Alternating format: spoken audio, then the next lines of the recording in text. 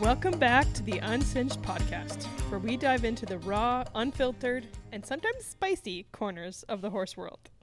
We're so happy you are here. Thank you to everyone who has listened and taken the time to listen to our podcast. We are so grateful to you all.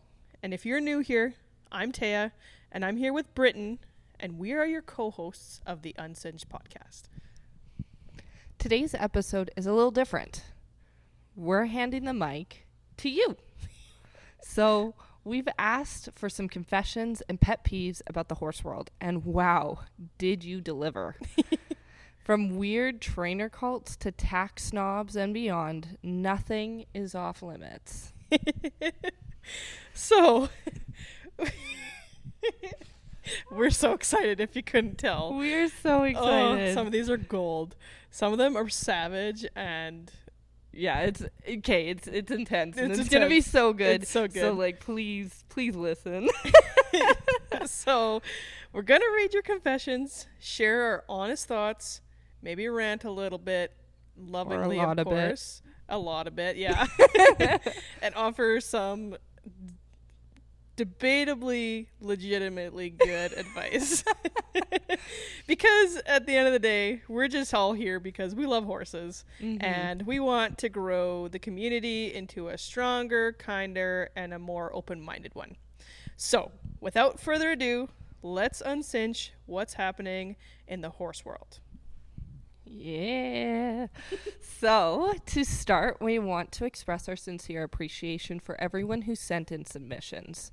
We were really blown away with the amount of honest and vulnerable comments we got.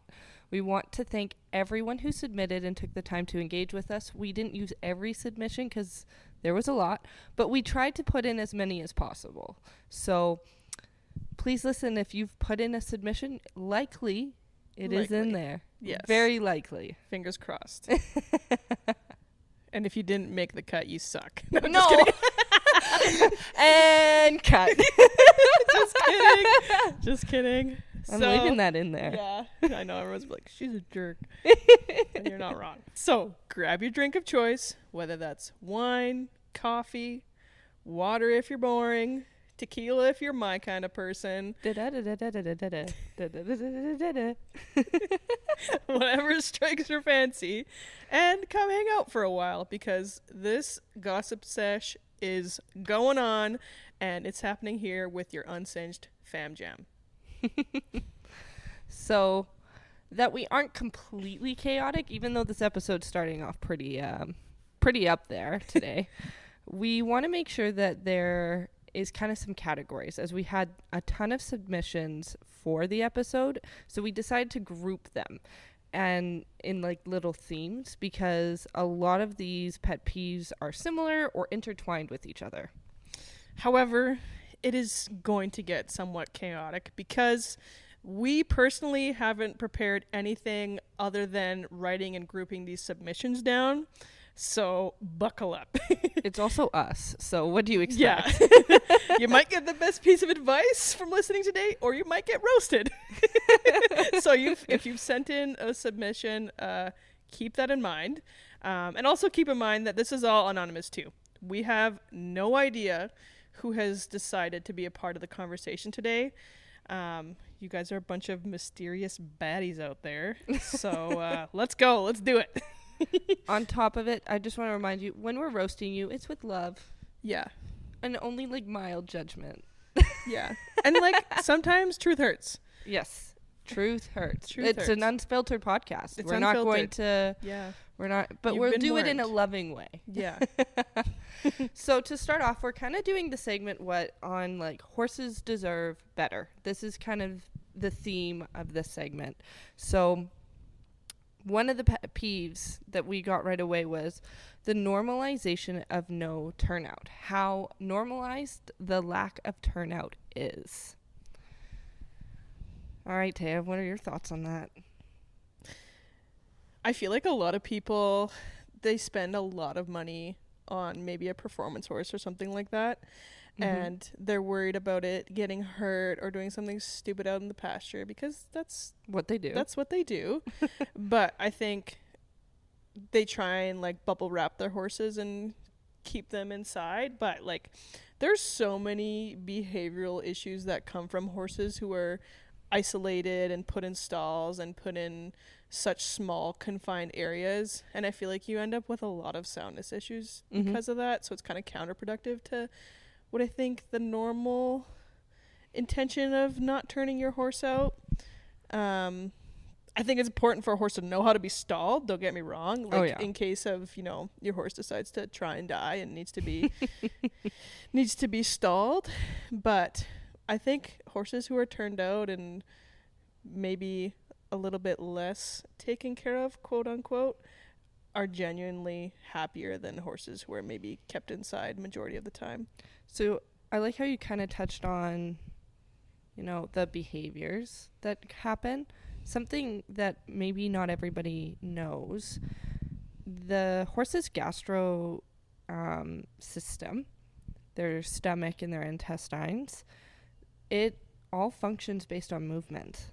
So something that I've seen, whether it's coincidence or not, I'm not quite sure yet, but I've seen more research kind of coming out with this as like stalling as one of the number one reasons for colic.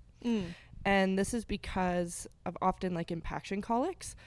When the gastrointestinal system is being used, a horse's stomach is smaller, but they need movement to keep all of those, how do I put this in layman terms? It keeps all of those intestines creating this propulsion movement and spasms, there's the right word. And so the more movement, the better the spasms kind of work together. And so then it allows that food to move out fairly quickly. When you're stalled, there's not a lot of area to cover. There's not a lot of movement in the horse's kind of digestive system as well. And so that is impactful, and it can probably lead to more issues in the gastrointestinal system, if I were to guess. And so that's something that I think why turnout is so important, because you need their systems to be able to move. And it also helps with, like, I find horses that are, you know, in bigger areas, pastures, are less likely to have like cribbing or weaving tendencies. I hear a lot more about those kind of issues in horses that are stalled more frequently or for longer periods of time. Yeah. And I think research in modern science has kind of shown us too that, you know, the rewards or the benefits of keeping your horse stalled for a longer period of time, it's way less beneficial than being outside. It's kind of like iPad kids. So, not to get too controversial on here. First one. Diving in. It's more, you know, like if you think about all the kids kind of in our age group or older, we were kicked outside because there wasn't really as much available in the home in the sense of like digitization. And a lot of those kids had better kind of movement and stuff like that. So I don't know, I just see it in a similar light. I'm not saying you can't have an iPad, to be clear.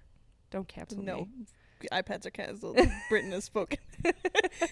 But I'm just more saying that it's the equivalent of just sitting all the time versus moving and getting those muscles, that oxygen and that blood flow to work properly. And I think not turning out a horse is something that we do for convenience for us. Yeah. But like, if we like look at it and think about it, like, stalling your horse is significantly more expensive. It requires a ton more labor. Like, you need to clean your horse's stall every day, depending on how long your horse is in the stall. Possibly numerous times a day. That requires, you know, if you're paying board, that requires staff. Like, that stuff kind of adds up. And like, if you're paying that much money for something that has been scientifically proven to be less beneficial, and then cost you more money again, I kind of have a hard time with that. And I mean, Or in the dust production, like Yeah. it's such a small confined space when they move with Yeah. those shavings and dust Yeah. coming up and particles Yeah. for both human and horse. Yeah. Yeah. Yeah. And I mean, I think it's a very important skill for a horse to understand how to be stalled And you not know, panic. in case of an emergency, right? Like, it's a very important life skill not to be like, don't ever stall horses ever. It's bad, blah, blah, blah. No, Like, God, there's no. a time and a place for it. But I think, like, long term, I don't know if it's the best. I agree. Yeah. I So agree. whoever submitted this, we agree with you. Yeah. Gold star. Okay. Don't know how long that was, but that was number 1. Next one. This submission. Under-muscled horses performing at high levels of competition. That's a very interesting pet peeve because I think there's two sides of a coin on that front. Sometimes horses have compensatory patterns that you don't know about. And I've seen where people can become very expert on the internet, where they see some horse on the Olympics and they don't know anything about this horse, but they see a photo or whatever and they're like, this horse shouldn't be this under-muscled with the type of competition and everything they're doing. But don't forget, we do have compensatory patterns, whether we're people or horses. And also photos are only so good. There's often times where, like, think about the mirror selfie that you took that you thought was going to be so good. And then you looked at it and you're like, I look like I'm 600 pounds. There's still all of those things. You watch like a tutorial online on like how to pose and lose 10 pounds on the camera. Like, put 30% of your weight on your right toe bean. And But yeah, no, like literally there's angles and people can manipulate things to like cast a dark shadow over something that's absolutely and you're looking at like circumstance and like, yes, there are under-muscled horses, yes, but to put that like broad blanket over all high levels of competition horses, I feel like is a little bit unfair. Yep. And then on top of it, is it, like you said, are they under-muscled or is there something else going on? Or is your mind playing tricks on you? Read Lulu. But like, I feel like a lot of people are used to seeing fat horses. Yes. Or like a certain type or of horse. Or a stocky horse. Yeah. And then, you look at a thoroughbred or you look and at they're an very Arabian, different. and they're like, it's like different people and ethnicities. They have different metabolism and they carry their weight differently. And their muscles change. And if they're stringy versus, like you said, like the thick beefcake style muscles. Yeah. Like think about a long distance runner, a marathon runner versus a weightlifter. They're both healthy. They're both well muscled, but they're muscled in different aspects because of the different way that they're being used. And I'm not saying that there aren't under muscled horses in high performance levels. Because there definitely are. Oh, totally. Yeah. But like you said, as a broad statement, I don't know if I'd agree with that. And especially when it's at high performance levels, a lot of times they have lots of programming underneath them where they have a trainer, they have a body worker, they have a nutritionist when they're at the really high levels. Yeah. So it's, in my opinion, almost a naive suggestion that all of those people didn't pay attention. Yeah, I agree. All right.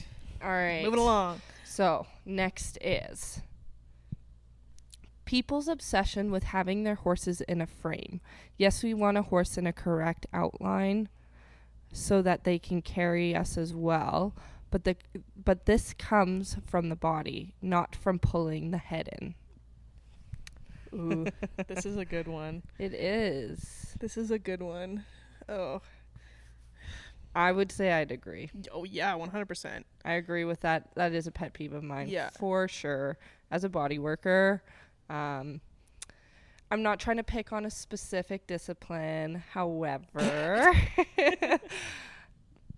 dressage sometimes can have this need for collection that is extreme. And not everybody does it, and it's getting better. I 100% will agree that it's trying to change and it's getting better. But that collection past that vertical line in their neck, it causes so much tension. It causes jaw tension. It causes pole tension, shoulder tension. And it's very difficult to work out.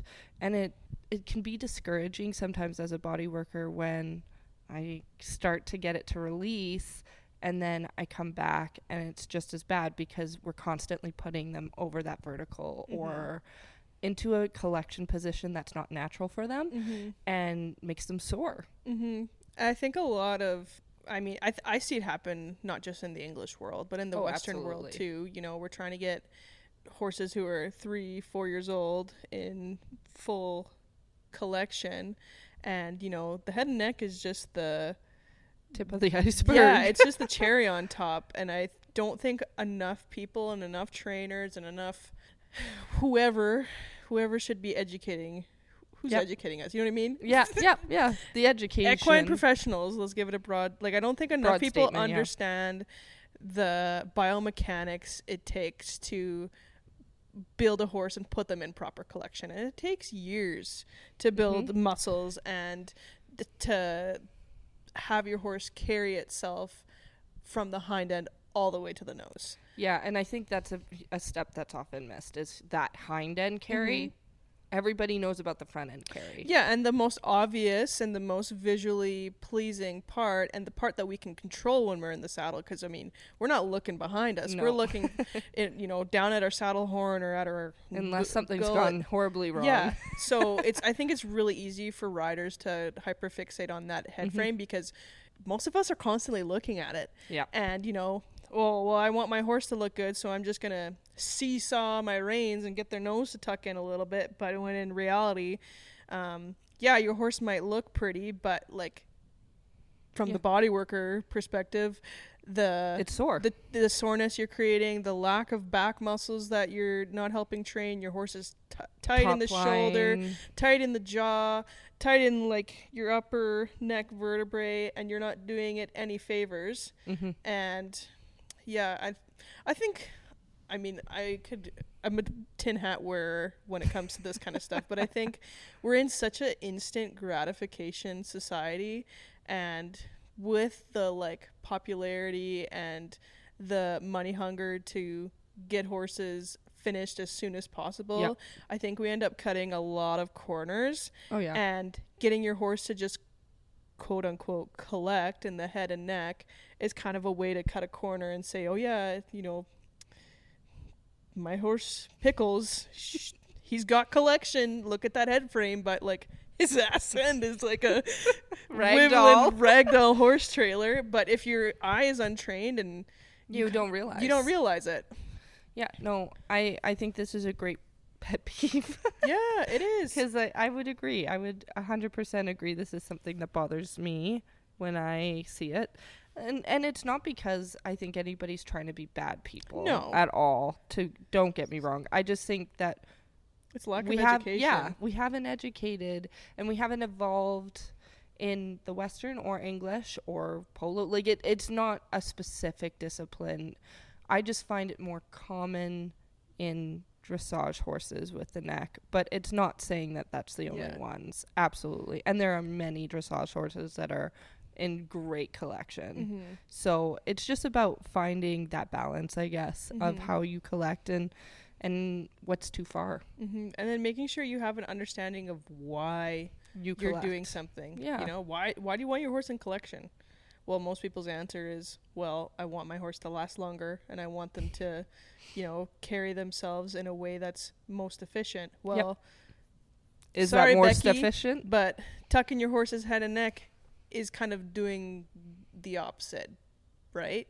So the kindest thing you can do for yourself, for your horse, is educate yourself and make sure that, whoever's teaching you, whoever you're learning from, actually has a proper understanding of how equine biomechanics work, and know that it takes time.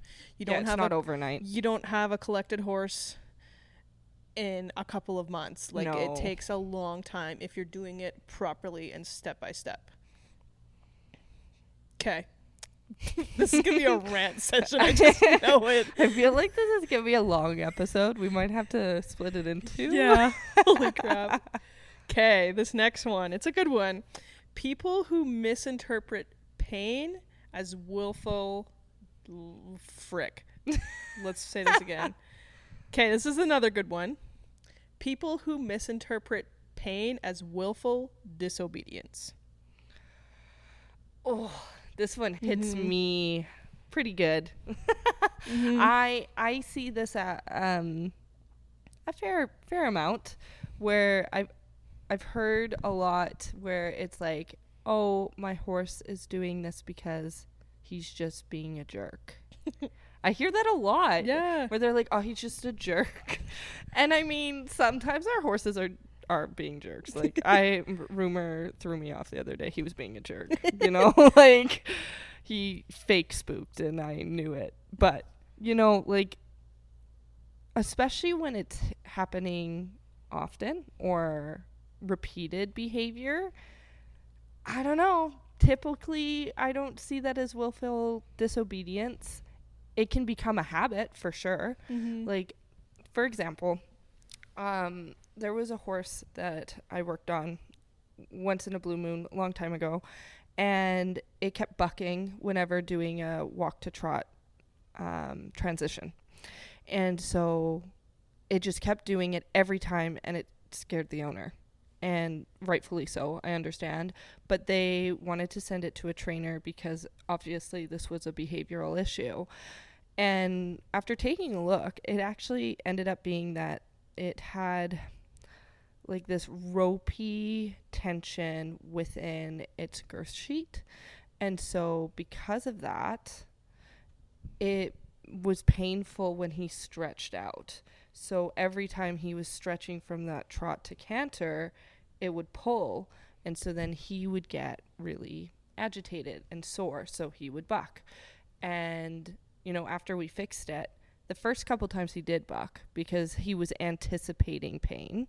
And so he was anticipating a reaction and reacted accordingly. So, but then after the first couple times, he was like, wait a second. This isn't sore anymore. And then all of a sudden, he would always tense up as if he would buck for a little bit, but he didn't buck anymore. And so there is some level of like they're preparing for something, and that can be seen as disobedience, but I wouldn't call that disobedience. I think that's just, what's the word? Anticipatory. There we go. Anticipatory reaction. Yeah, and I think going on kind of that theme, I mean, as a trainer, I get a ton of people be like, oh, friggin' Betty's bucking me off. Can you fix it? It's, you know, maybe, I guess. Maybe. I don't know. Give me some details. And the first thing that I'm always asking is like, hey, have you talked to your vet? Have you talked to a chiropractor? Has your farrier looked at your horse? Like, have you gone through all of these avenues? And most of the time people are like, no. It's just been a problem and we've kept riding it. And like, that's another thing too. If your horse does something out of character, like for me, if my horse out of the blue started bucking or kicking up at me, right away I'm going to be like, okay, this is out of character. Let's pause. What's going on? Yeah, what's going on? Let's get you looked at. Start from, you know, your trusted body worker. And then if your body worker says, dude, I don't know what's going on, get your vet out. Like, get your horse looked at before you just kind of continue riding it and be riding a potential ticking time bomb. And then with that, like, my horse has turned into a jerk or this has turned into a habit, that anticipation of pain, you know, even though your horse doesn't feel the pain. Well, if you went on and kept riding your horse when it was in pain and you didn't wait to contact anyone to help that horse out until it became a real dangerous issue, well, then you're kind of responsible for that behavior now becoming something more behavioral related versus pain.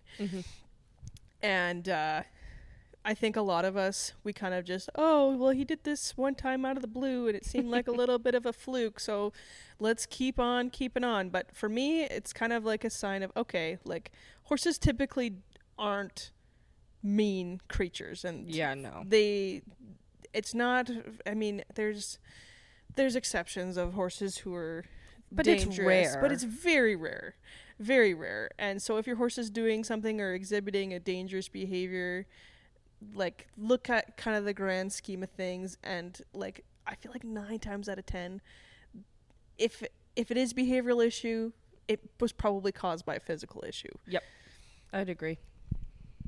Okay, next. Treating horses like machines instead of sentient beings. People who treat their horses as throwaway objects once they are no longer rideable. Damn. Yeah. A lot can be said on that front. Yeah. I mean, I understand to an extent when somebody is saying, like, hey, can only afford having one horse and I want to enjoy riding, and so unfortunately I have to rehome. I do to an extent understand that. However, on the flip side, something that for me is a big deal is that horse gave me so many years. That horse gave me so much joy and time out of their life. And am I just going to discard that when they're not quote unquote useful to me? I think that for me is a shitty thing to do. You know, like I see it with dogs or cats or anything where it's like everybody wants the puppy, everyone wants the young, and as soon as it's not convenient, they don't want first it to go. Yeah, and I see that with horses too. Like I said, I do understand if somebody is in certain financial limitations. Yeah, where you're like, hey, this isn't gonna work, and finding them a good home. But like, yeah, it's a tough one. Yeah, I think it's very situational based. I agree. Like, because I feel like some people, like, let's say you had a horse growing up and then, you know, it's too arthritic and you want to get into more competitive based stuff, and you don't have, maybe that horse still has a lot of life left in it, or there's a little kid who's going to love on it. I mean, as long as you're responsible about rehoming that horse, I think in that sentiment, that's okay. You know? But leaving them there to rot, you know, like in a field and not doing anything. Like, I mean, they can't be rode. If that's the case, that's fine. But you still care for them. Yeah. But if you stop caring for them. Yeah. I agree with that. Yeah. It kind of depends on how you go about it. No, there's nothing wrong with rehoming. No. But if you're just going to, you know, like some people will just euthanize their horse as soon as it's not usable to them, which is morally questionable. Again, we're not here to 100% judge, but a little bit. And like I said, we both have said this is also based on judgment. You know, like there's obviously situations that impact our advice and what we would say, but as a general rule, if you're just, it's a perfectly healthy horse other than the fact that it has a little bit of arthritis in its knee, and so the weight is just not ideal for them, so they're not rideable anymore, but everything else about them is totally fine. I find it kind of sucky to, you know, just discard them as if they were nothing. Yeah. And again, if you send them to a loving home, like Taya said, and if you're thoughtful about how you rehome it, that's different. It's very different than just putting it to auction. Yeah. Agreed. Yeah. Agreed. Okay. The next one is emotional well-being not prioritized or taught to kids, aka the disregard for horses' emotional well-being. It isn't taught to children learning to ride. Yeah. I think in like littler kid lessons, this is something that you maybe see more often. Yeah. And I would agree. Like sometimes when you have like a little kid lesson, you put those little kids on, you know, your brokest, quietest, you know, bomb-proof horses. And I have before taught a lesson or two where a kid has had a tantrum and have like, you know, not hard, but smacked their horse because they were mad the horse wasn't listening, or, you know, had a tantrum because, you know, this horse was an old plotter and it wasn't listening to them to turn left when they asked. It didn't go fast enough. Yeah. And like, I just pull kids off and put them in timeout. Auntie Taya takes no shit. I mean, I don't know a lot of young children riding lessons, but I'm assuming that maybe that's what this person is talking about. I have a kind of a hard time understanding this one because I think children are just emotionally dysregulated in general, and it's nobody's fault. It's their figuring it out, and I think everybody does the best they can. I think there's obviously times where it's like, you should have parented this better so that I don't have to deal with this. Yeah. Absolutely. I used to be a dance teacher, and I taught 3 to 5, and then I think it was 11 to 13. And yeah, there was some times, but like overall, the kids aren't trying to be bad children. Most of the time it's they just don't know how to regulate that emotion, and it needs to be taught. And horses are good teachers for that. Exactly. And if you're teaching young kids, you have to be aware of that. You know, you can't expect them to be mini adults because they do not have that frontal cortex. And so I think that they're not necessarily disregarding the horse's emotional well-being in those classes.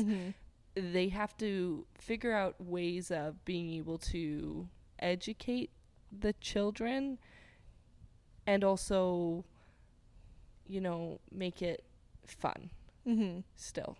You can't be all disciplined. And like, if a horse doesn't react when like a kid has a tantrum or something, like that's probably a good horse for that kid to be on. Yeah, because he doesn't the care desensitized about, one. And then let's say the horse acts up and does something silly or kind of scares the kid a little bit. Like, it's on them. That horse is teaching them. Yeah, like, I feel like most horses herd mentality.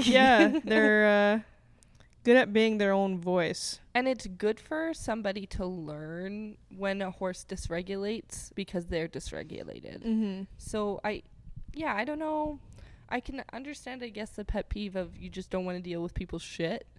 But like at the same time, you know, you can only do so much with kids. They're trying their best. Yeah.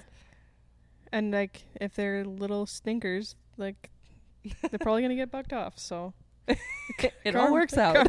Karma finds its way. Okay, the next one is letting horses just be horses. Turnout, herd life, being dirty sometimes. People not letting their horses be horses. Let them be dirty sometimes. Let them have turnout. Let them figure out their herd dynamics. Sometimes bad things do happen, but your horses will be happier. They deserve to be horses, not house cats. Meow. I mean, house cats don't take your shit either. They do whatever the hell they want. Yeah, I agree with this. Let your horse be a horse. Yeah. I think just like let people be people. Like house cats be house cats. Yeah. I think we kind of covered that one earlier with the lack of turnout. Like, just let your horse be a horse. Yep. And I think what they meant about let them figuring out the herd dynamics is sometimes horses fight because it is a hierarchy, and people can get a bit up in arms about it, like, where they're like, God, he's gonna kill him. Yeah, he just kicked my horse. Like, your horse is tougher than you think. And also it tells him that he's lower on the pecking order, so he's just gonna get food later. Yeah. Like they figure it out. They do. Most of the time, horses are not gonna kill each other. Like, most of the time, not every time, but most of the time. Can't guarantee your horse isn't gonna have a bump or a scrape or a bruised ego. Yeah, or a lost heel bull not looking at you, Pete, but but it happens. It happens. Just like kids fight with other kids. Yeah, it just is what it is. Okay, the next one is the normalization of obese horses. I like them big. I like them chunky. Yeah. It's like, do you mean obese, like fat, or do you mean like it's a little bit chunky? Because like, I don't see that many like obese horses. I mean, sometimes I'll see in the gut, like there's some they look chunk. like they might be foaling soon, but like it also depends on where they're carrying it. Luch. Yeah, Luce, not looking at you. Yeah, no, I think there's a lot of fat horses out there. I think there's fat, but obese. Obese. I don't know if I'd go that far. I don't know. I think this is a hard one because there's two sides of this coin. You know, if you have a fatter horse, you want to diet it. And then we come kind of back into that conversation of how the horse's GI tract works, right? And if, you know, horses are designed to eat a small amount of food constantly. And what we kind of end up doing with our fatties is we throw them like two meals a day on average, 3 meals a day on average to kind of limit them. So ulcers can kind of be a little bit of a risk factor when it comes to dieting. But if you have a horse who maybe struggles with its metabolism, because there's horses, they're like us. Some of us have great metabolisms. Others are me. Aren't same. Some of us look at chocolate cake and we got to get another larger size of pants. But, you know, and I think it just all comes down to like individual management of your horse. And like if you have a horse who's on the fatty side and you want to make sure that they're eating a little bit more, like I've heard straw. Yeah, I've heard of people like mixing palatable straw with hay. Of course. Because it's kind of like eating celery. It's empty calories, but then they're still getting forage in their body and their digestive tract is constantly moving. Exactly. And they're keeping that stomach acid at bay. Or the other side of the coin is like exercise your horse more. And I mean, use them in different ways. Yeah, use them in different ways, or, you know, get someone else to ride them, lease them out if you're having obesity issues. Like there are options. You just have to get a little bit creative based on your circumstance. Also, when you're saying like you've seen lots of fat horses, I mean, I have too, but I don't think it's normalized. I think a lot of them do realize their horse is overweight and they either are trying to fix it or they're at least like they're acknowledging it. I don't know if it's normalized. Yeah. Well, I think it's more normalized than thin horses though. Because I feel like depends on the breed. I don't know. In my experience, anytime someone has seen like a thin horse, they're like automatically people are like, oh my God, call PETA or whoever the hell. SPCA. Yeah, this horse has not eaten a meal in 3 years. It's so skinny. You can see its ribs. And yeah, you're right. I would say as a general rule. Yeah, I feel like more people are like more upset about seeing a horse that's a thinner horse than they are a like chunkier horse. That's fair. I would agree with that. You know? Yep. And like how hard it is to balance a horse's weight on both sides of the spectrum. Oh yeah. If you have a hard keeper, oh my God. Yeah. If you have an easy keeper, oh my God. It's hard. Yep. Agreed. Okay. Another one is bad saddle fitting. Ooh. Yeah. When your saddle fits like shit, your horse moves like shit, your horse's body feels like shit. Like I'm gonna be real. Like it's so difficult to have a good performance, to have good musculature, and to have a horse that doesn't have any soreness when your saddle isn't fitting right. I mean, there's obviously spectrums on here. Horses are constantly changing, just like us. One day their saddle's going to be a little bit tighter. Another day it's going to be a little bit looser and moving a bit more. But if you can tell that your horse's saddle is like obviously too tight on that spine, it's going to cause damage. It's going to cause problems for them. Or if it's obviously too loose and it's falling everywhere, it's going to cause imbalances of muscle. It's going to cause tearing. It's going to cause issues. And if you don't know how to fit a saddle, get someone to help you out. You know, if you're unsure if your saddle fits, like a lot of performance issues or balance issues in horses can be related to saddle fit, tack fit. There's nothing wrong with asking. There's tons of resources on the internet. If you're seeing kind of behavioral symptoms that are not your horse's character, you know, get your saddle fit checked, and there's no shame in hiring somebody. And just because Grandpa Bob gave you a saddle that he had from 1902 that he rode in the World War, and it's a saddle that you got for free, does not mean that it fits your horse.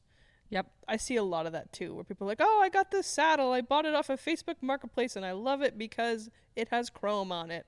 Or I love it because of this turquoise flower that's on it.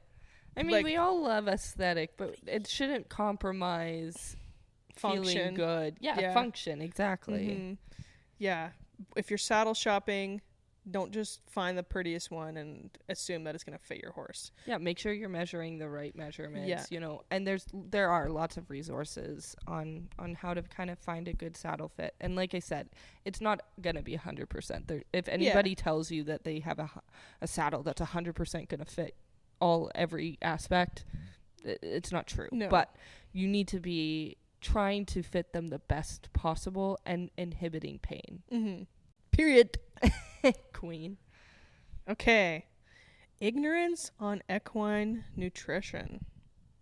I feel like we've kind of touched on this with like the lack of turnout or obesity or thin horses and stuff like that. And this is a really broad one, and we could go down a lot of rabbit holes. Yeah. But I also don't know if I'd agree with somebody saying it's ignorance. I think it's lack of education and lack of resources, because I don't think there's a lot of consistent resources. Mm-hmm. And so I don't know if I would say ignorance is the actual issue. Yeah.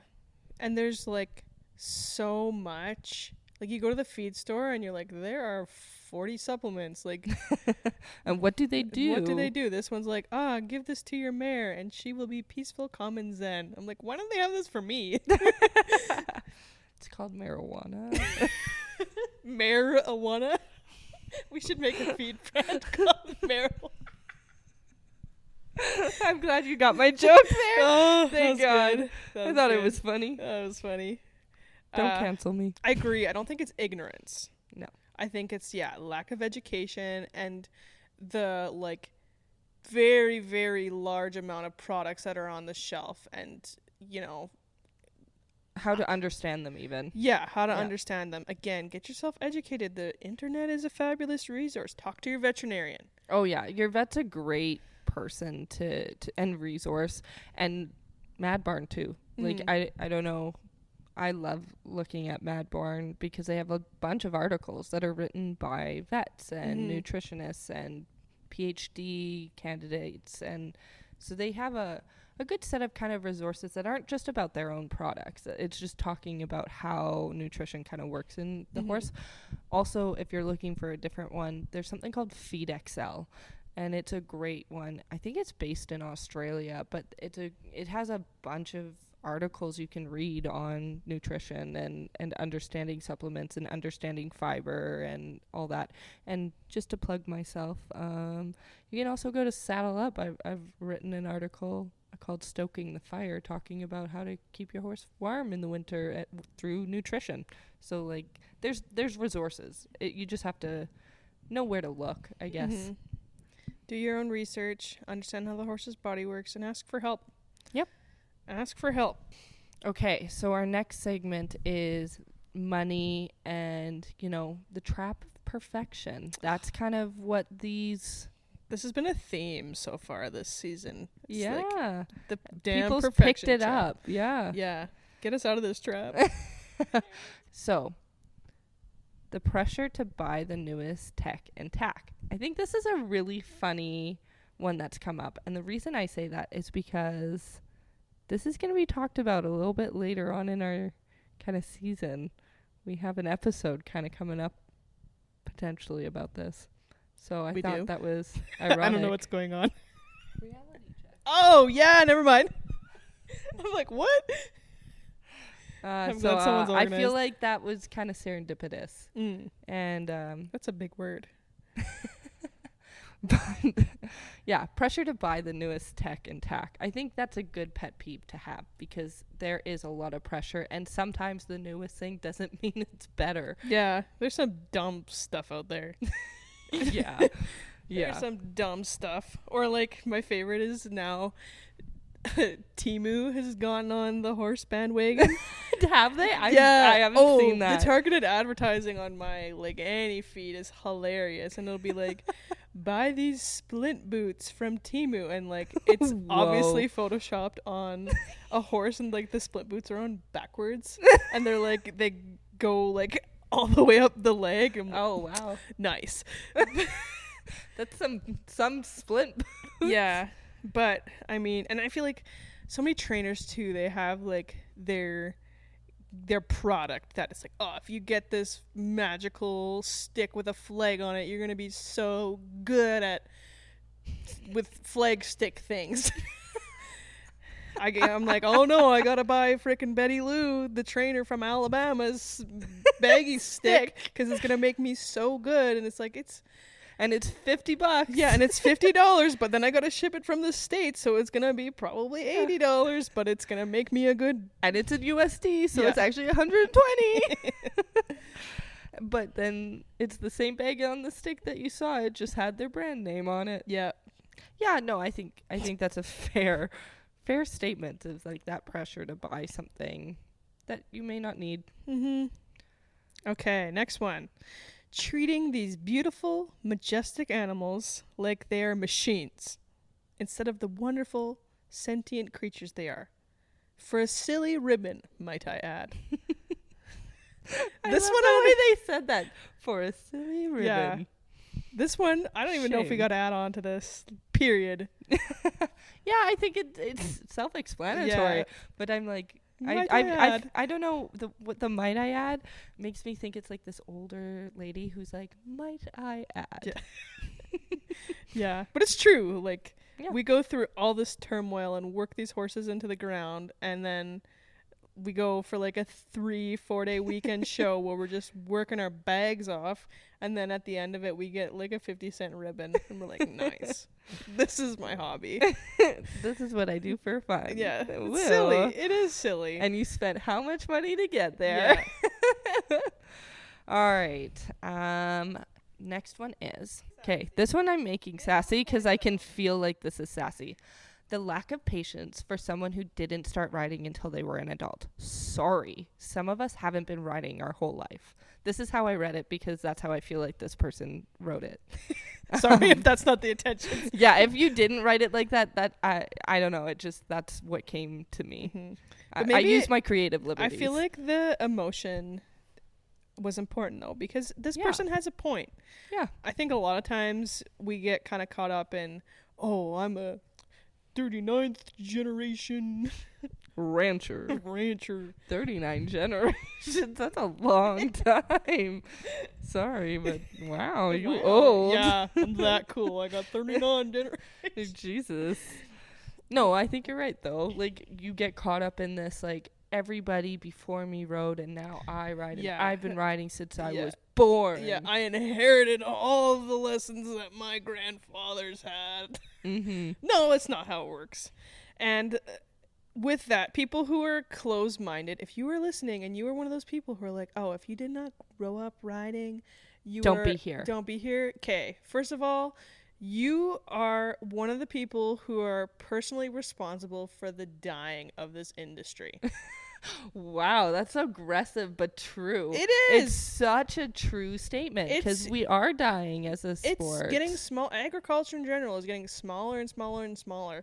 And the more we shut people out or make people feel alienated or feel bad that they have not been raised in this industry, the less money that comes into the industry, the less people who are educated and know what's going on are involved in the industry. And less questions. Mm-hmm.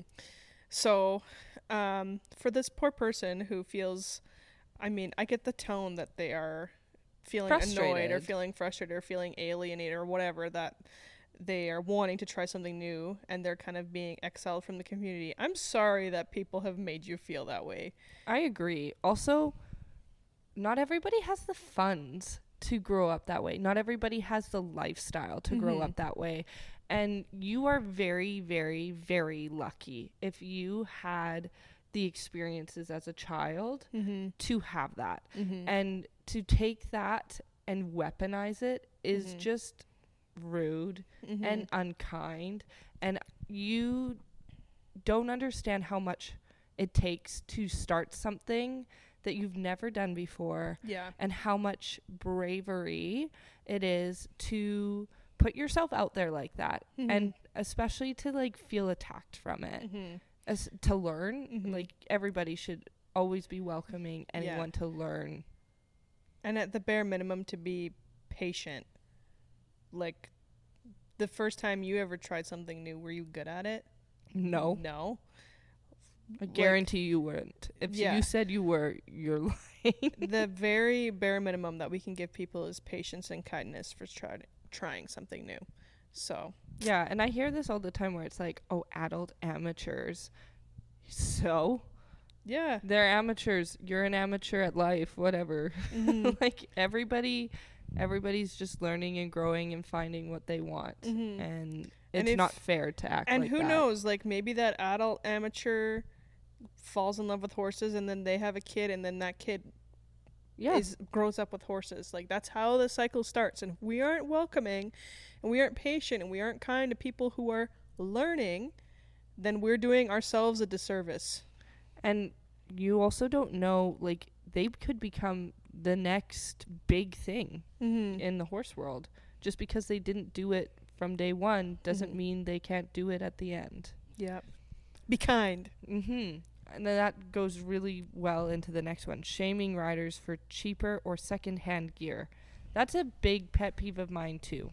I think it's really poor taste to be shaming people for choosing cheaper alternatives when it's appropriate.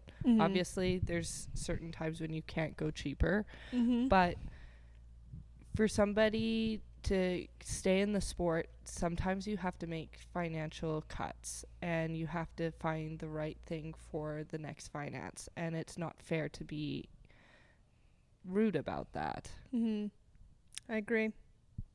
No further comments. Okay. All right. This is a long one. Yeah, this is a good one. Okay, this person says, looking down on people who want to show their horse who isn't considered fancy and wasn't expensive. I have a 15-year-old off-the-track thoroughbred who I got for free 6 years ago. I did a little digging into his background, and his bloodlines are stupid good, and he was a knockout on the track. But alas, he was injured and retired. We recently started him under saddle, and holy cow can this boy move. My trainer and I have discussed showing in hunters, but I'm scared I'm only going to be the laughingstock of the shows, even though we would absolutely crush it. It makes me sad that people can't just be nicer and be more accepting of people who are just doing the best that they can with what they have. Okay, I have a question about that.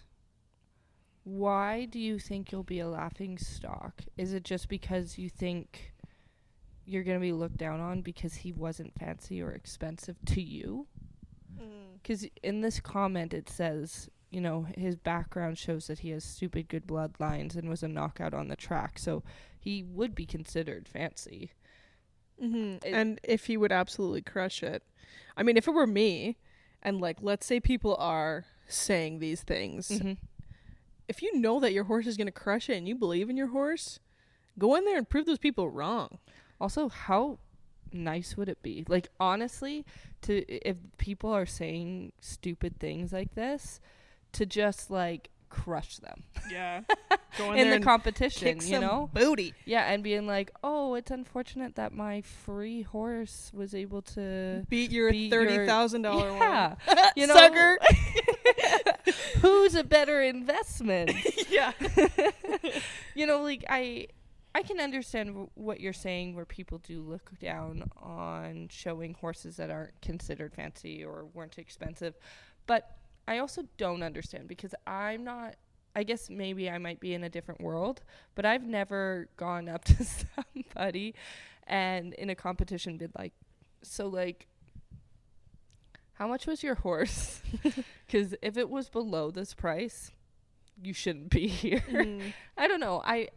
That's not something that I've really ever experienced in that kind of way. But again, it might be you're in a different part of the world, different industry style. I'm not quite sure. Yeah, I don't know. I would just say, if you trust and believe in your horse and your trainer and the work that you're doing, keep going. show up. And if you are the laughing stock and you kick butt, you're being an advocate for more horses like yours. Because there are tons of horses out there that are like that, who maybe did not have the stereotypical bring up in life or weren't started in a certain way, you know what I mean? But that still doesn't mean that you can't have a successful horse. It goes back to our previous episode, most likely to succeed, you know, where we have Snowman, who was a plow horse, and he went to be this huge jumper and champion. You know, that could be your horse. Yeah. So I wouldn't, to the belief. Yeah, I wouldn't put stock into it. And I would, if they really think you're going to be a laughing stock at the shows, tune it out. You know, there are people who will be in your corner. There are people who are going to be at the shows who agree with you and who are there for you. You just have to find them. And I think, like, as a general statement too, like, being someone who is like aware of some horse show culture that is negative and where we're kind of Bullies. I don't know if we're like intentionally bullying others, but we're like making people feel uncomfortable or feel inadequate for what they have, what they're showing up with. But if we, as the people who don't see others that way and are there to be supportive and loving, if we choose to withdraw because of those other people's actions and how they kind of carry themselves, and like, you're kind of enabling their behavior. And you're also making the industry smaller, and so the next person who also is in the same position as you doesn't have someone in their corner. So I think it's, even though there's always going to be haters out there. There's always going to be haters out there. But you can choose to let negative people run your life and run your choices and, you know, potentially ruin your dreams. Or you can still show up and just tune them out, because at the end of the day, if you don't like those people, or if their opinions aren't obviously in good intentions, why listen to them? Yep. On to the next one. I just read it and I have so many comments about it. It is, why are prices of horses so insane? ! And I think this is funny because of two things. I find it's one side or the other. It's like, why is this horse so cheap? Or, what the hell? Why is this horse so expensive? Yeah. Okay. I kind of have... I have an interesting, maybe... Go it. Yeah. Do it. So, I feel like there's, again, a couple sides to this. One thing I kind of want to talk about from, like, a trainer's perspective. In order for, like, a good horse to be developed and trained, and, like, it takes a long time. It's a lot of time, effort. It's not 30 days like people think it is. Yeah. And so if you're wanting to get a bomb-proof steady Eddie who's sound, who's maybe proven in the show pen, who's done a lot of things, obviously there has been someone or numerous people who've put a lot of time and money into that horse. And so I know a lot of people think like 20-30 grand for a horse is kind of crazy, but honestly, when you kind of crunch the numbers down and look at the grand scheme of things, if you're buying one of those horses for 20-30 grand, that's a smoking deal. And I feel like finally horses are actually, I think, what is the wording? Being valued appropriately. Because I don't know how many times as a kid I'd see like horses who are now that go for like 60, 70, 80 grand. You know, 15 years ago, I think 8 to 10 grand was what those horses were going for. At least that's kind of like my perspective. And I think it's kind of nice that, you know, good horsemen and horsewomen who have brought up these horses are actually getting compensated for it. Because if you put in that much time and energy and love into a horse, like, selling them is a loss. And you should at least be getting something significant out of that loss.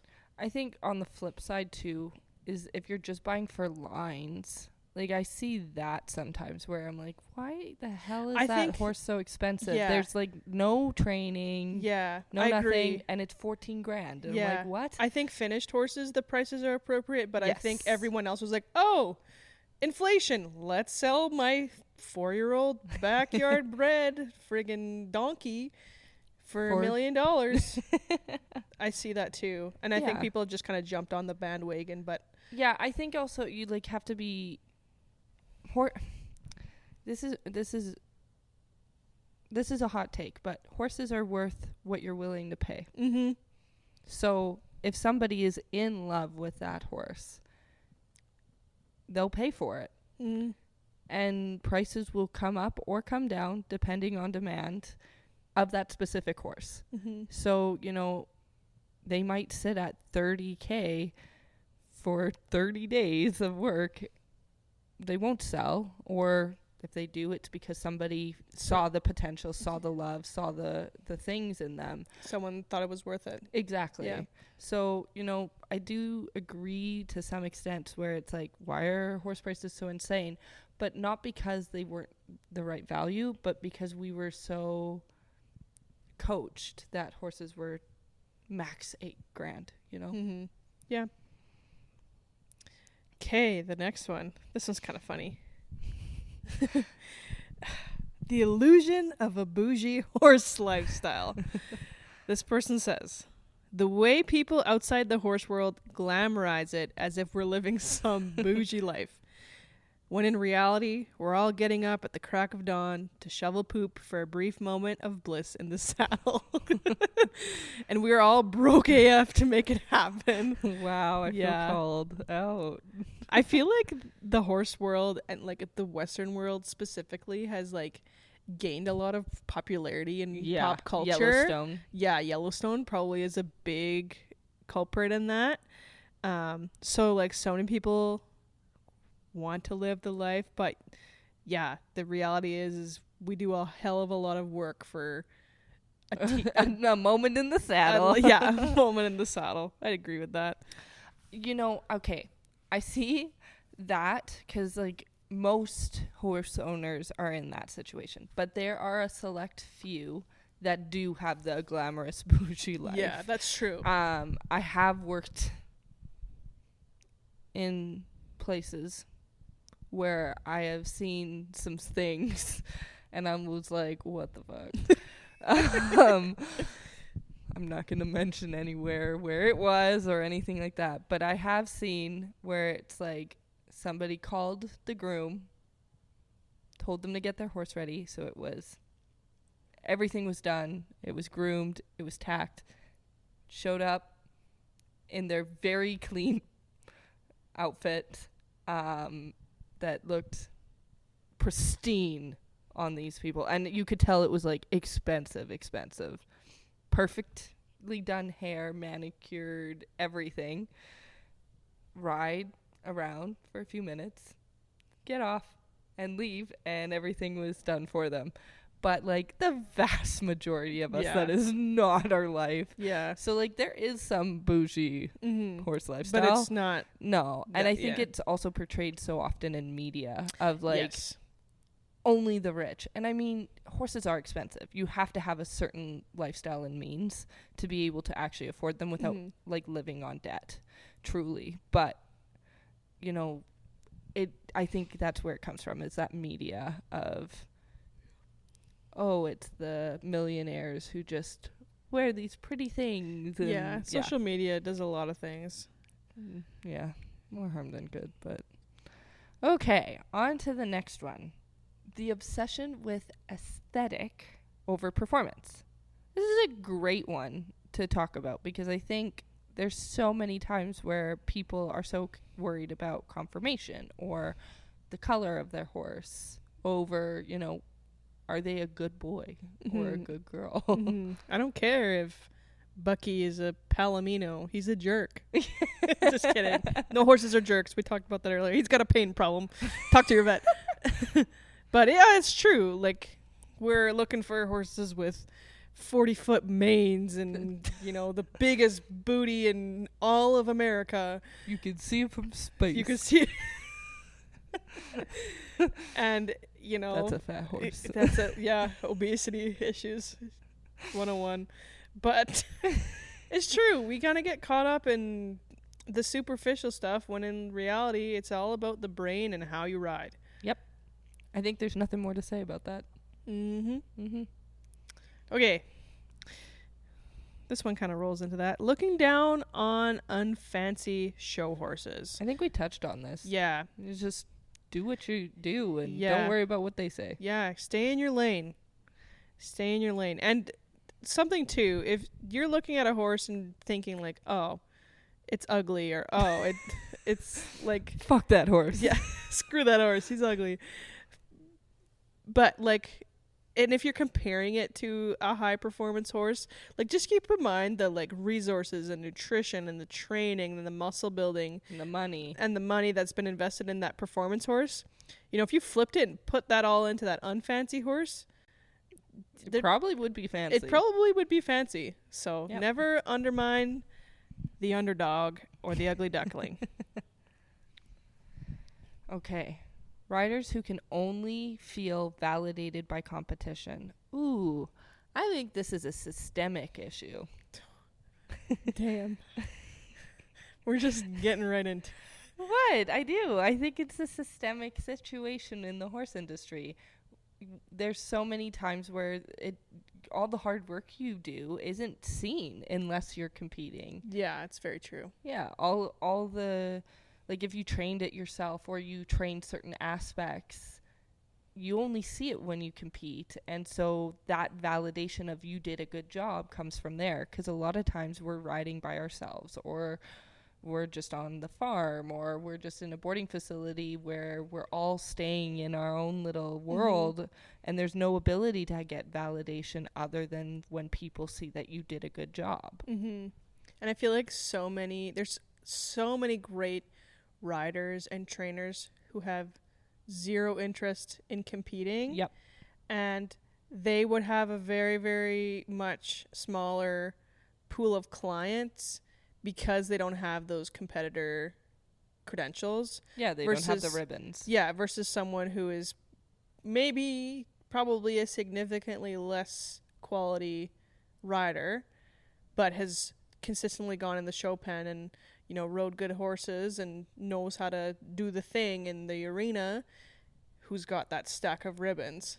The other thing is, you know, competitions, a lot of the work is horses. I'm not saying all of it. Obviously, you have to do a lot of work. But when you have, like, really good horses, you're going to naturally do better than somebody who's having a horse that is trying their best and is just making it work. And it doesn't mean that you're a better rider. It just means that you have a better horse in that situation. You know, like, obviously there's circumstances. Yeah, but I would agree. People who only feel validated by competition and competition results, there's a heck of a lot more outside of the show pen when it comes to horsemanship. That's my opinion. Oh, this one kind of flows nicely. This person says, I'm an amateur rider who just loves spending time with my horse. We're not aiming for big shows or Try that big again. shows. I'm an amateur rider who just loves spending time with my horse. We're not aiming for big shows or fancy goals. I really just want us to be happy, fun, and frick. This is getting hard for me now. No, that was them. It's written that way. Oh. Okay, let me just read this again. Fuck. You got this. I'm an amateur rider who loves spending time with my horse. We're not aiming for big shows or fancy goals. I really just want us to have a fun, happy relationship. But I often get asked things like, what are you going to do with him? When will you start showing? Or what's his job? How do I handle these questions when I don't have a traditional plan or big ambitions? Just a deep love for the journey we're on together. Oh, this is a great one because I think it really goes to show this Submittite. I don't know what the right word is. Committee. The submittee. The submittee. The person who submitted this comments I think it shows that they just want to have a deep bond with their horse. And I think that's so totally acceptable. Mm-hmm. And I guess my advice on how to handle those questions of like, will you start showing or what's his job, is that people aren't necessarily saying anything is wrong with you not doing it. It's more, those were the traditional questions to ask, you know? Yeah. Where they're like, oh, so what does he do? And similar to like when you are in a job, they're like, oh, what do you do for work? They're seeing your horses doing a job, and so they're just kind of asking. I don't think it's out of malice. And if you're caught in a weird question where like when they say what's his job and you don't know what to say, you can say his job is to be my best friend. Ah, yes. Yeah, We his share job the is same to brain cells. 2 brain cells, and they rub together sometimes. Yeah, just saying what's his job. His job is to be my best friend and to enjoy our time together. And It's I an think- easy way to say it. And I think that's a great opportunity to educate people too, back to the like competitiveness. Mm-hmm. You know, I just love him and he loves me, and we're just learning at our pace with no ambitions or no pressure and stress. We're learning all the disciplines and Mhm. just doing stuff to have fun. Mm-hmm. His job's to have fun. Yeah. Or, you know, this is my hobby and I'm not looking to add any more stress. Like, Yeah. it doesn't have to be anything crazy. And yeah, I think you're right. Like, I don't think people come from a place of malice or judgment for the most part. That's No. just kind of like a general conversation thing. But I think it would be a great opportunity to educate someone and be like, you know, you don't, just because you own a horse does not mean that you have to show it or do anything like that. Showing is expensive, showing is stressful, and it's not for everybody. Yep. It is not for everybody. And even if you do And like not for to every show, horse. no, it's not for every horse. And even if you do like to show, like I'm someone who likes to show, but there has been many seasons in my life where I'm like, dude, I cannot add this to my my brain right now because it's a lot. Mm-hmm. It's a lot. And there's nothing wrong with, like, I wouldn't say you don't have big ambitions. Like, Yeah. learning about your horse. That's an and ambition. That's a big ambition. And trying to build a fun, happy, positive relationship, that's a large ambition. So I would say change your kind of perspective on that. Yeah, the narrative needs to change. The narrative needs to change. And then use it as an opportunity to educate people. Just because you own a horse doesn't mean that he has to serve a specific purpose. Like, it's like a dog. It's your companion. It can be your friend. He's there as a stress reliever or whatever, right? Like, so many people think that, oh, if you have this thing, it needs to have a job or serve a certain purpose. And it's like, well, The purpose is to make us happy. yeah. Oh, and even just to be and to get to know each other. Like, it's, there should be no stress or negative connotation put on that. I find that, Yeah. that's hard. But I think that's the best way to handle it, is just being like, yeah, actually we don't show because I just don't think it's something for us.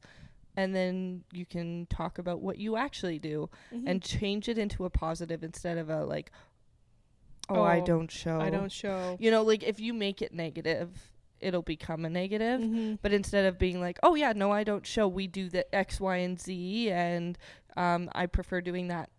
Yeah. What's his job? Oh, actually, his job is just to hang out, and these are the things that we like to do. Mm-hmm. And kind of flip it in the sense of giving them another conversation piece. Because if you just shut it down too, it can make somebody else on the other side feel like they did something wrong. Because like, for example, if I'm like, hey, Taya, what's Pete's job? And you just went, nothing. Being a stinker. But then we could talk about Yeah, that. yeah. But if you went, nothing, I'd be like, I'm I'm going to piece. go over there. Yeah. So just make it a way that somebody can still have a conversation with you. Don't just like abrupt it. Mm-hmm. Just flip how you're talking about it. Mm-hmm.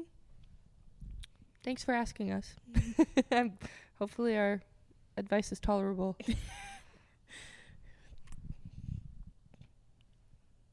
Oh, this is me. I was like, who is it? Okay.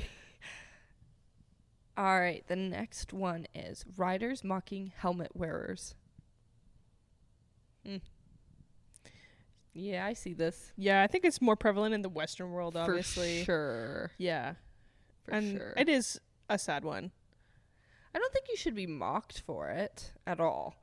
But I also don't think people who primarily wear helmets all the time, which is totally fine, should also be so, like, angry. Yeah, that's true. I don't know how many times I'll be scrolling on TikTok and there'll be just someone Where's your helmet? Yeah, someone posts a video of themselves riding and someone's like, well, if you were wearing your helmet, you probably wouldn't have had that thing happen to you. Or the helmet police kind of show up and it's like, I mean, if you're under 18, you got to wear a helmet. Wear a helmet. Your brain is precious. When you're over 18, that's on you. It's your choice. It's your choice. I mean, we're not going to recommend either way. I feel like just do what's smart for you. Yeah. And don't mock other people's choices. Yeah. On either side. Yeah. Just don't be a jerk. Don't be a jerk. Meanie bobinis suck. I think there's not much else to say about that. Yep. Okay. When looks are more important than performance, we are supposed to be athletes. Is this for the human side or the horse? Because I think we talked about the horse. Let's just say this is for the human side. Okay. Yeah. I think a lot of us kind of get caught up in the outfit or it's pretty. The perfect color of breeches or the perfect pair of chaps and the boots. But like this is a sport. We're supposed to be athletes. I think you're supposed to look professional and clean. Yeah, act like it. Yeah. I don't know. I feel like we kind of went on this one.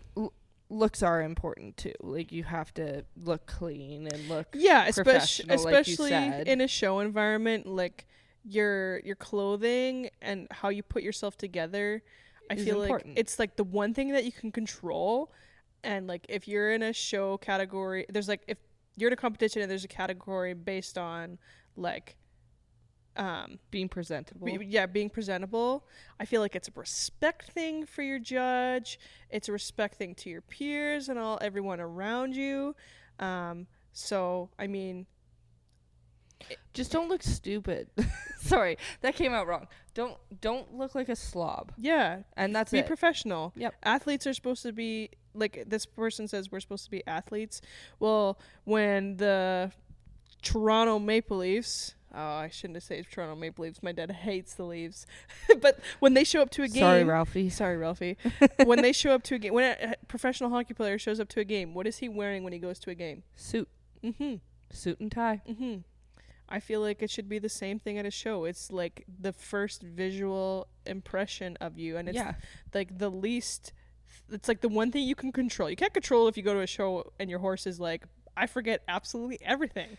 But you can control that, you look professional and put together. Yeah, it doesn't mean it has to be expensive. It doesn't mean it just means you just need to look put together, professional, and clean. And those are the things. And I think that's part of being an athlete. You know, it's professional. Mm-hmm. Okay, this next one. All right. The judgment towards... Oh, this is a good one.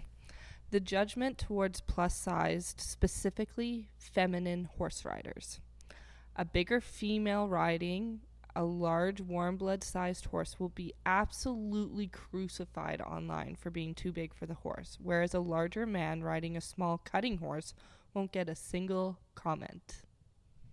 All right, Taya. I see that face. Go for it. I don't know what to say. I don't know where to start, but I think this is really true. And while I don't want to say, like, there comes a piece where, like, you need to acknowledge, again, back to, like, knowing about biomechanics. You know, if you are a larger person, that doesn't mean that you can't ride. But I don't think you should be crucified for riding, and you need to be on a horse that's the appropriate size for you. Yeah. You know what I mean? And the fact that there are plus-sized women out there who, from the sounds of it, are riding appropriate-sized horses, are still getting... Fat shamed. It's sad. Again, back to the dying industry that we're kind of in right now, the more that we shame and alienate people, the like less people that are going to be involved. And we need to be open again within a certain means. Yeah, within reason. I think, yeah, I agree. There's a lot of larger people on small cutting horses. I definitely have seen that too. And the fact that those people aren't getting called out for, and that doesn't seem to be an issue on that side of the spectrum, I think that is kind of a big indication of like, what really is this issue about? Is it about us actually caring for horses? And I think a lot of people will, especially online, come in and attack people, and they come from the perspective of, oh, that poor horse. It's a guy's. But like, then you watch a video of someone on a cutting horse who's obviously way too big for them, and there's nothing. You know, are we all really being advocates for each other and for horses, or are we just seeing an opportunity to bully someone else? Yes. Under a guise, right? Like, this is an interesting thing because I didn't ever kind of like think about it until I was reading this comment, and I went, you know, I actually do agree that that happens, and it's not something that I thought about.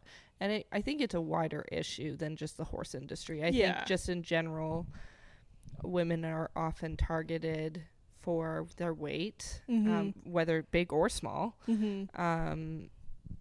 This idea of perfectionism that women are supposed to be upheld to, that often isn't the same for men. Yeah. And I think that's a good point that you made. Is this actually about the horse, or is this about a way of just being cruel to somebody? And I'm really sorry if you've ever felt this way, like as a commenter or as a listener, that because you are on the bigger side that you can't ride, you know? And I've seen some pretty darn incredible plus size riders, might I say. And again, this goes back to like, you have no idea what's going on in someone's life, and one, they could have lost a ton of weight and this is where they're at now. It could be they have a thyroid condition. You really don't know. And to kind of criticize or crucify or bully anybody for their weight or the way they look, like, it's just shitty. And the other thing is, like, we're all our biggest critics. Yeah. And if you go online and say something, like, it takes a lot of courage to post. Like, I know for me personally, posting a video of myself riding, it takes a lot of courage. It's just stressful experience. It's a stressful thing. And you're already, like, we're all our own biggest critics. Yep. And to have the courage to post something, and then to have someone immediately say something very negative about something that you're probably already aware of and insecure about, it sucks. Yeah. It sucks.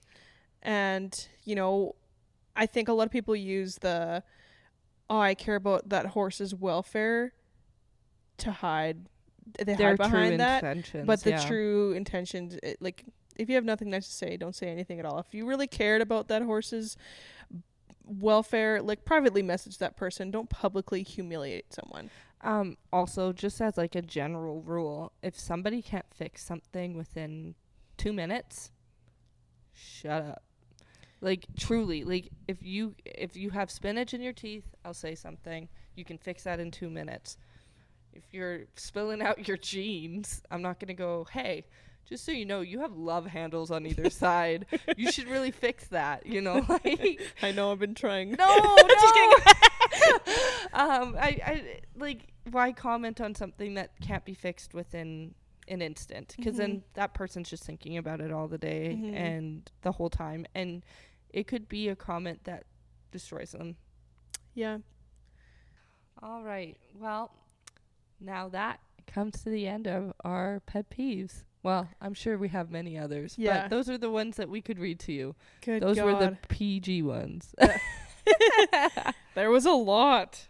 Yeah, and we're so happy that you guys felt comfortable enough, like, talking to us about it, and we really appreciate everybody who is listening to us and taking the time, because you don't have to, and we just really appreciate you. So, next time on Uncinched, we are having a reality check. Guys, it's one of those reality checks that are here to remind us of what's really important. Because with all this noise and BS of social media in this day and age, it's very easy to become disconnected from true reality. So, if you're interested in that episode, hit that subscribe button so that you don't miss when this upcoming episode comes out and more episodes come out in the future. As always, thank you for listening to the Uncinched podcast. We love and appreciate you all, and we will see you next time. Bye. Bye.